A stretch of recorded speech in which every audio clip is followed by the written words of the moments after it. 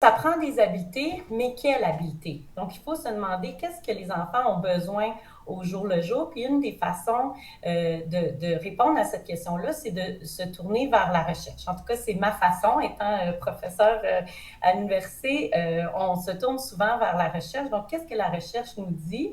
Si on lit un peu sur la théorie de l'autodétermination, qu'est-ce que ça nous dit? C'est que tous les êtres humains, dans tous les pays, donc c'est des chercheurs qui ont fait de la recherche dans tous les coins du monde, en Asie, en Afrique, en Amérique du Nord, un peu partout.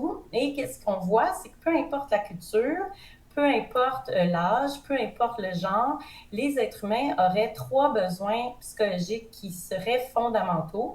Et ces trois besoins-là sont innés et universels. Donc, peu importe on est dans quel pays, si on mesure ces trois aspects-là, on se rend compte que les gens qui ont ces trois besoins-là satisfaits vont être plus performants, ils vont être motivés avec une meilleure qualité de motivation et ils vont se sentir mieux. Donc, c'est quoi ces trois besoins-là? De quoi nos enfants auraient besoin au jour le jour? Donc, le premier besoin, vous le connaissez déjà, c'est le besoin d'affiliation sociale. Donc, l'affiliation sociale, c'est notre besoin d'avoir des relations interpersonnelles qui sont mutuellement satisfaisantes, de se sentir connecté avec des personnes significatives dans notre vie et peut-être pour les adultes, là, de contribuer à une mission plus grande que soi, mais même les enfants ont ce désir-là de contribuer à la famille, de contribuer à un projet. Et je pense que durant cette année de pandémie, on a vraiment tous, la planète au complet, on a réalisé à quel point les relations sociales étaient fondamentales pour notre bien-être, pour notre santé mentale. Donc, on a besoin d'être en connexion, on a besoin de voir les gens. C'est pas naturel pour les êtres humains d'être isolés dans leur famille et puis ou dans leur maison. Et puis, les enfants ont cette intuition-là d'avoir besoin de connecter avec leurs parents. Donc, qu'est-ce que les enfants font lorsque ils nous parlent, puis nous, on regarde ailleurs?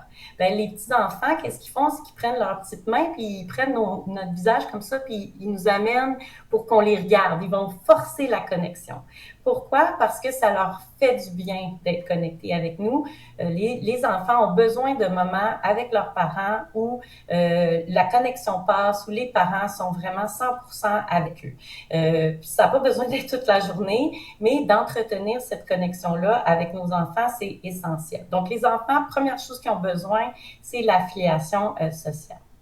Le deuxième élément que les enfants ont besoin, puis vous et moi avons besoin de ça aussi, c'est le sentiment de compétence. Donc, qu'est-ce que ça veut dire, la compétence? Puis ça aussi, vous le savez probablement déjà.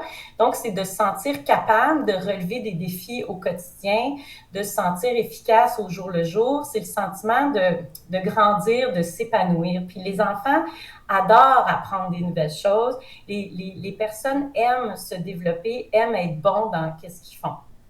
Donc ça aussi, on le voit dès que l'enfant commence à agir sur son environnement. Quand on voit un bébé qui réussit à attraper un objet pour la première fois, le sourire qui apparaît chez cet enfant-là. Donc, des fois, il peut être surpris au début, puis là,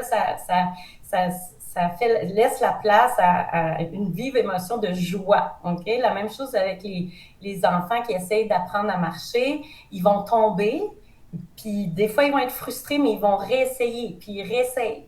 Pourquoi ils réessayent comme ça? Bien, ils ont envie de marcher comme les autres. Ils ont envie de développer leurs compétences. Ils ont envie de s'intégrer dans la famille. Ils ont envie d'avancer. Et ce désir-là de vivre la compétence, c'est vraiment un aspect qu'on peut développer, qu'on peut soutenir quand on est avec les enfants. Donc, une des façons de soutenir la compétence des enfants, c'est d'essayer de toujours se mettre à leur place où ils sont dans leur développement, puis de donner des défis qui sont optimaux. Donc, on essaie de les amener à réussir des tâches où on leur donne des activités qui sont juste un petit peu difficiles pour eux. Donc, on offre le soutien pour qu'ils puissent réussir qu'est-ce qu'ils font et se développer. Si c'est trop facile, c'est l'ennui qui apparaît. Si c'est trop difficile, là, ils vont se décourager. Mais ça, cet aspect-là de compétence, vous le connaissez probablement déjà parce que ça fait quand même plusieurs années qu'on en parle. Le troisième besoin, c'est celui-là qui est moins connu, puis c'est pour ça que je suis ici aujourd'hui, c'est de vous parler d'autodétermination. Donc, je vais utiliser le mot autonomie et autodétermination, les deux là, de façon interchangeable, mais je pense que le mot autodétermination est plus clair parce qu'il parle vraiment du fait d'être à l'origine de nos comportements. Donc, être autonome ou d'être autodéterminé, c'est vraiment de sentir qu'un comportement qu'on va faire, il vient de nous et qu'on endosse ce comportement-là, on est d'accord à faire ce comportement-là. Donc, un bel exemple du besoin d'autonomie des enfants, c'est justement ce bébé-là que j'ai mis sur la diapositive où le bébé essaie de guider la main de la mère pendant qu'elle le nourrit pour changer sa vitesse, pour avoir une opinion par rapport à la vitesse de la cuillère, par rapport à l'orientation de la cuillère. Donc, l'enfant, dès le plus jeune âge, essaie d'agir sur son environnement puis de pouvoir prendre des décisions sur qu'est-ce qu'il regarde.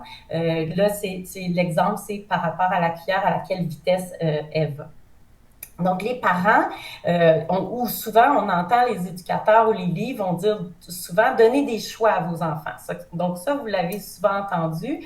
Puis la raison de ça, c'est que lorsqu'on donne des choix aux enfants, ça leur permet de se sentir autonomes, de se sentir autodéterminés. Si moi, je peux choisir entre jouer à la balle ou jouer avec mes poupées, ça me permet d'avoir, de faire une action que je vais endosser pleinement parce que je vais jouer à ce qui m'intéresse le plus à ce moment-là.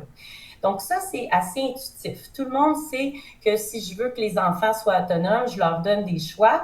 On ne pense pas souvent leur donner des choix, des fois on oublie, mais si on dit à un parent de soutenir l'autonomie d'un enfant, naturellement, il va donner des choix à cet enfant-là. Mais pour les parents dans la salle, vous le savez qu'on ne peut pas juste laisser les enfants faire ce qu'ils veulent tout le temps. Même si ça satisfait leur autonomie, il y aurait une difficulté au niveau de leur développement, de leurs compétences. Donc, un des apports qui est le plus important de la théorie de l'autodétermination, c'est de suggérer et de démontrer que c'est possible d'être autonome même quand on suit des règles. Okay? Donc ça veut dire que c'est possible d'être autonome puis de se sentir autodéterminé, même si j'ai pas choisi ce qu'on me demande de faire. La condition pour que ça arrive, c'est qu'il faut qu'on comprenne c'est quoi l'importance de la règle, pourquoi qu'on me demande de faire telle chose. Donc, c'est la différence entre un enfant qui se brosse les dents parce qu'il veut éviter d'avoir des caries. Donc, ça, c'est un enfant qui va le faire de plein gré. Il va se brosser les dents parce qu'il veut prendre soin de ses dents. C'est la différence entre un enfant comme ça puis un enfant qui va à la place se brosser les dents parce qu'il veut pas se faire punir ou il veut pas se faire gronder ou chicaner par son parent. Donc, l'enfant qui va se brosser les dents pour pas se faire chicaner, ben ça va être l'enfant qui, si le parent est pas là, ben il y aura pas besoin de se brosser les dents parce qu'il peut pas se faire chicaner parce qu'il y a personne qui va le voir. Donc, quand on suit une règle d'une façon autodéterminée, on comprend vraiment l'importance de cette règle-là, on va s'approprier la règle et on va la suivre de plein gré. Et durant la pandémie, encore une fois, on l'a senti, cette autonomie-là, que lorsque on suivait des règles de la santé publique auxquelles on croyait, on se sentait moins contrôlé par ces règles-là que lorsqu'il fallait suivre des règles avec lesquelles on n'était pas d'accord. Donc, l'autonomie, c'est ça un petit peu, c'est de dire, est-ce que je suis d'accord avec ce qu'on me demande de faire? Est-ce que je comprends l'importance de cette règle-là? Et c'est possible d'être autonome même lorsqu'on suit une règle. Puis, la bonne nouvelle pour les parents, c'est que c'est possible d'être autonome même quand ça provient à l'origine du parent. Là, la question, c'est comment on peut favoriser ce sentiment d'autonomie.